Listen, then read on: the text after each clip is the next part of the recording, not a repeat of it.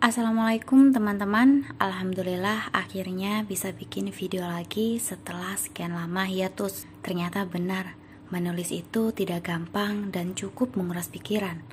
Selain harus mengatur alur cerita agar tidak terkesan membosankan, ya aku akui mungkin kalian tetap bosan karena lama sekali uploadnya. Dan aku akui ketidaksempurnaanku dalam membuat cerita. Tapi insya Allah cerita ini tetap akan kuselesaikan sampai tamat. Cukup sekian curcolan yang sebenarnya tidak penting, tak perlu berlama-lama lagi, langsung saja kita masuk ke dalam ceritanya. Dari halaman rumah sakit sehat, dua pria bertubuh kekar memakai kaos ketat hitam lengkap dengan kacamata hitamnya berjalan ke arah parkiran, mendekati mobil Saka. Pria yang tengah asyik mendengarkan musik di dalam mobil sportnya itu melayangkan tatapan sinis, lalu mengecilkan volume musiknya. Saka tidak heran bagaimana bisa dua ajudan bapaknya itu bisa sampai di sini. Jika tidak dilacak, pasti dengan sengaja sang ayah menyuruh seseorang untuk memata-matainya. Saka menurunkan kaca mobil sebelum keduanya tiba di sisi mobil. Lantas satu di antara mereka berkata, "Bapak menyuruh Anda pulang sekarang?" "Iya, nanti setelah urusan gue selesai," jawab Saka tak acuh. "Maaf tuan, tapi bapak meminta Anda pulang sekarang." Segan, mereka langsung menurunkan pandangan ketika putra mahkota bosnya itu menghujamnya dengan tatapan tajam. "Iya, gue pergi sekarang." Saka menghidupkan mesin mobil kemudian menarik tuas. Tanpa berkata-kata lagi, dia pergi meninggalkan area rumah sakit. Hanya membutuhkan waktu setengah jam, Saka tiba di kediaman orang tuanya. Kedatangannya disambut dingin oleh sang ayah. Saka menjatuhkan kasar tubuhnya di sofa ruang tamu di mana si ayah juga berada di sana, menyilang kedua kaki seraya membaca surat kabar harian. Ruangan megah yang diisi oleh furnitur mahal dan barang-barang antik itu tampak sepi. Tidak nampak ada kehidupan di dalamnya. Selain Ranti masih harus menjaga Arkan di Singapura, Tania memutuskan tinggal di apartemen Saka selama mamanya pergi. Hening dan hampa, itulah kesan yang dirasa saat pertama kali masuk ke rumah yang lebih cocok disebut istana. Bukan benar-benar tak berpenghuni, masih ada beberapa ART juga para penjaga. Namun hal itu tak lantas membuat bangunan ini hidup. Apa gunanya rumah besar jika tidak terjalin keharmonisan antar sesama anggota keluarga? Surat-surat kepindahanmu sudah papa urus. Gary melipat rapi koran di tangan. Kelopak matanya bergerak pelan mengamati pria mirip masa mudanya di seberang sana. Mengamatinya dengan tatapan mengintimidasi. "Siap gak siap, kamu harus segera tinggalkan tempat ini. Tunggu sampai urusanku selesai. Setidaknya sampai Arkan kembali ke Jakarta." "Wanita itu bukan tanggung jawabmu," sanggah Jerry cepat. "Tanggung jawabmu mengembangkan bisnis keluarga kita. Sudah waktunya kamu mengabdikan diri untuk perusahaan. Soal nafkah anak itu, jangan khawatir. Papa yang akan mengurusnya. Tidak perlu. Aku bisa melakukannya sendiri." "Dengan apa?" "Dengan uang tidak seberapa yang papa kirimkan ke kamu setiap bulan." Jerry menjeda pembicaraan sebentar. Perlahan mengembuskan napas kasar. "Segala keperluanmu selama ini saja papa yang urus, sok-sokan mau menghidupi anak orang." Saka terdiam. Dia tidak bisa menyangkal perkataan sang ayah, karena memang yang dikatakan papanya itu benar adanya. "Papa tahu selama anak haram itu berada di rumah sakit, kamulah yang membayar tagihan rumah sakitnya. Sekarang kamu juga akan membayar pengobatan pria tua asing itu. Kamu pikir perusahaan papa panti sosial? Berhenti peduli dengan orang-orang seperti mereka. Dia ayahnya Nada. Dia hampir kehilangan nyawa karena ulahku. Papa tidak peduli. Papa cuma mikirin masa depan kamu. Kalau kamu terus-terusan berhubungan dengan wanita itu atau orang-orang yang ada hubungan dengannya, masa depanmu bisa saja terancam. Nama baik keluarga kita dipertaruhkan, kah? Biarkan wanita itu hidup bersama anak haram mamamu. Mereka cocok dan sederajat."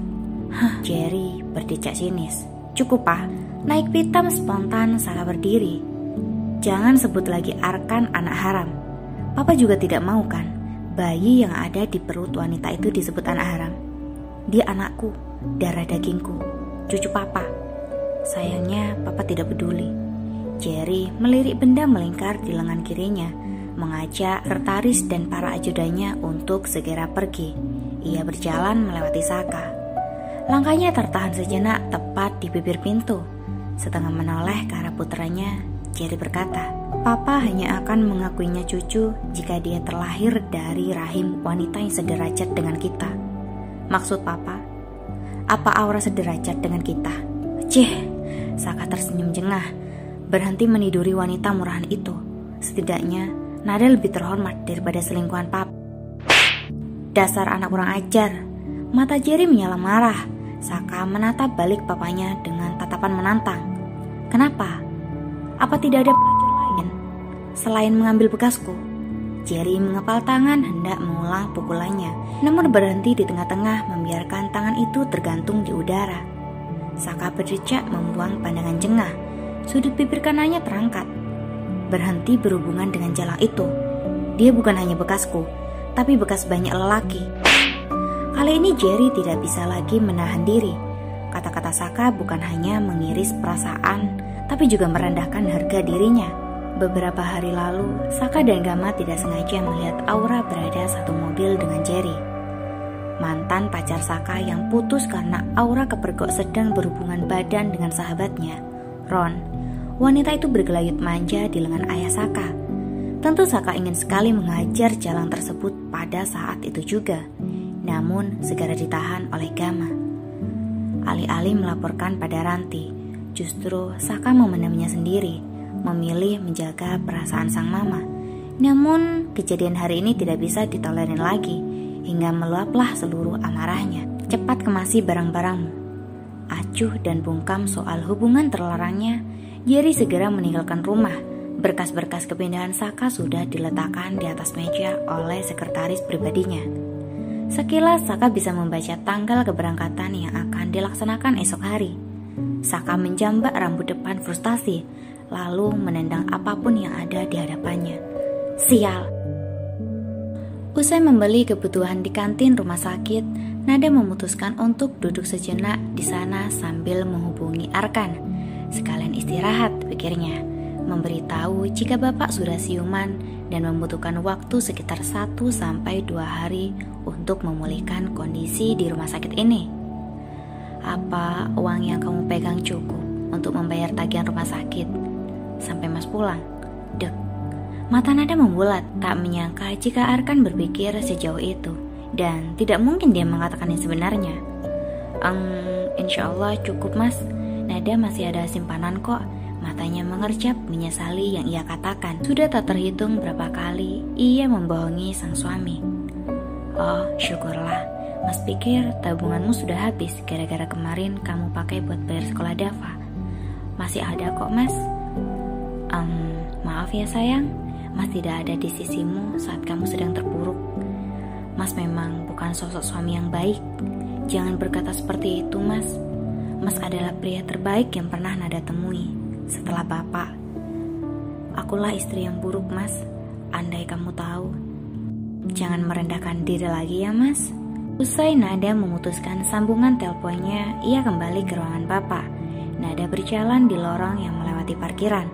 Langkahnya tertahan sejenak, penasaran dengan kondisi Saka.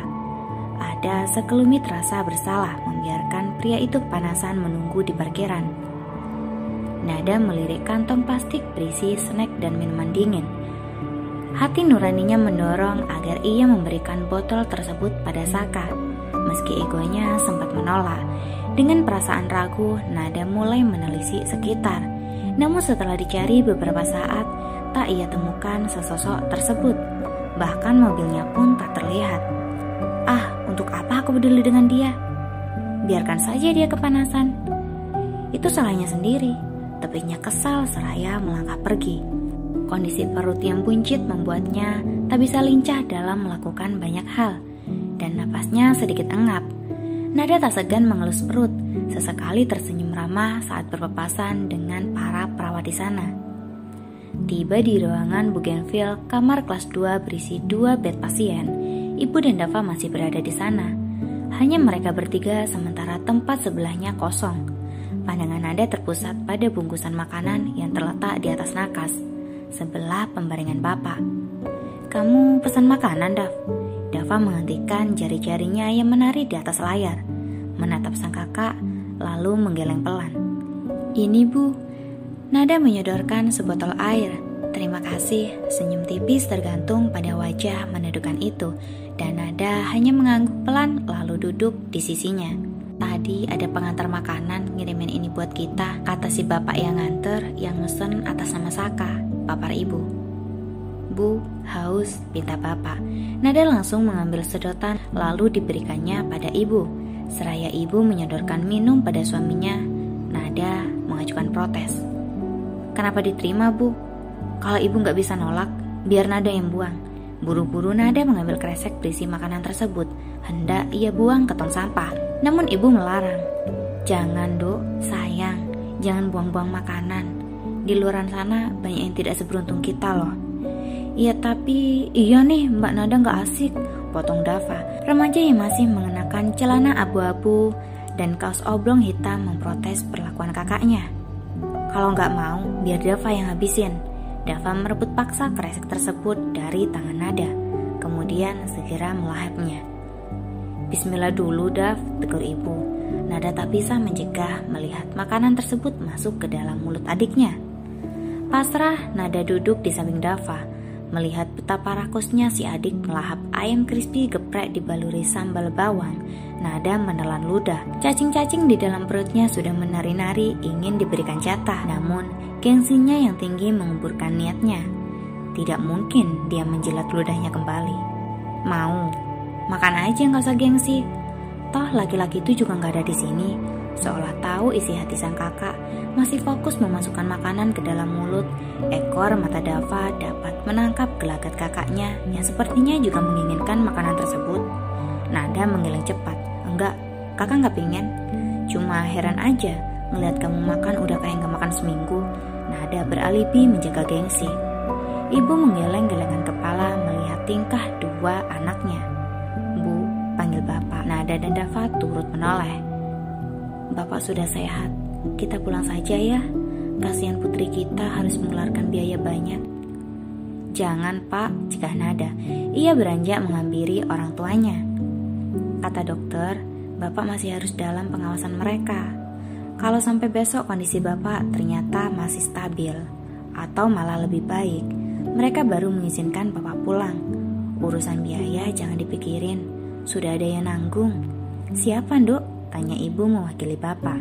"Bapak dan ibu gak usah tahu. Yang penting sekarang Bapak sembuh dulu. Ibu juga pengen lihat Bapak sembuh kan?" Ibu mengangguk pasrah. Dia yakin dengan apa yang dilakukan putrinya. Cahaya kemerahan menelisik masuk melalui celah-celah dan kaca tembus pandang. Lampu-lampu jalanan, ruangan yang mulai gelap sudah mulai diterangi oleh lampu. Jalanan dipadati para pengendara yang ingin segera melepas penat dalam balutan hangatnya keluarga, atau para muda-mudi yang ingin sekadar menghabiskan sore bersama. Para pedagang kaki lima, penjual martabak, nasi goreng, dan lain-lain mulai membuka lapak mereka.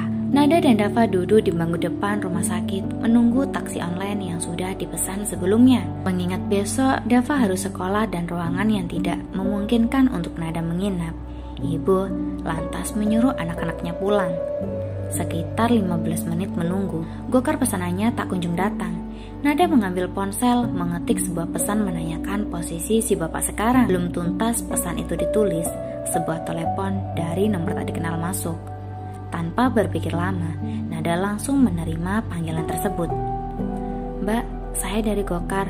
Maaf, ini sepertinya saya nggak bisa jemput, soalnya mobil saya mogok. Cancel aja ya Mbak," tutur pria parubaya dari seberang sana. "Oh gitu, ya udah Pak, nggak apa." Baru saja menutup panggilan telepon, sebuah mobil sport mewah yang tak asing lagi bagi Nada maupun Dava berhenti di depan mereka. Kepala pria itu menyembul keluar usai menurunkan kaca mobil. "Butuh tumpangan? Ayo gue antar." Nada membuang muka acuh. "Nggak usah, nggak but." "Mbak, buruan masuk. Kapan lagi Dava bisa naik mobil mewah?" Tanpa diduga, bocah tengil yang sejak tadi memainkan ponsel itu tiba-tiba saja sudah berada di dalam mobil tersebut. "Yuhu, bisa dipamerin ke teman-teman sekolah nih," ujarnya Deso sambil selfie ria. Tak peduli sekalipun mobilnya ia tumpangi milik orang yang dibenci kakaknya.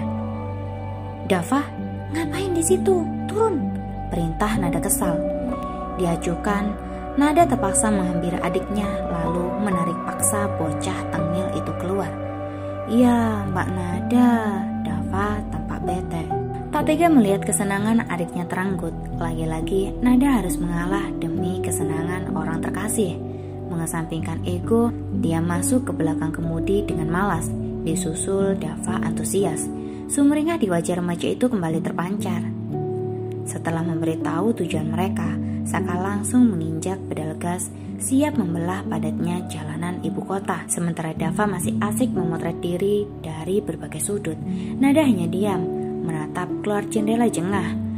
Sekilas tertangkap dari spion, wajah pria itu babak belur. Luka itu bukan hasil pukulan bapak. Sepertinya dia habis dipukulin orang. Dasar berandal, gumam Nada dalam hati. Hey bro, mau dengerin lagu enak gak? Siapa? Aku. Dava menunjuk diri. Iyalah, emangnya di sini ada orang lain? Boleh, kakak punya lagu keren apa?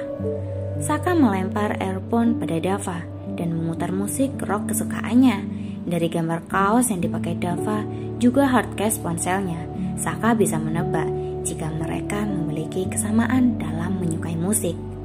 Bukan tanpa tujuan Saka melakukan itu. Ada hal yang ingin disampaikan pada wanita di belakangnya, dan musik hanya untuk pengalian saja.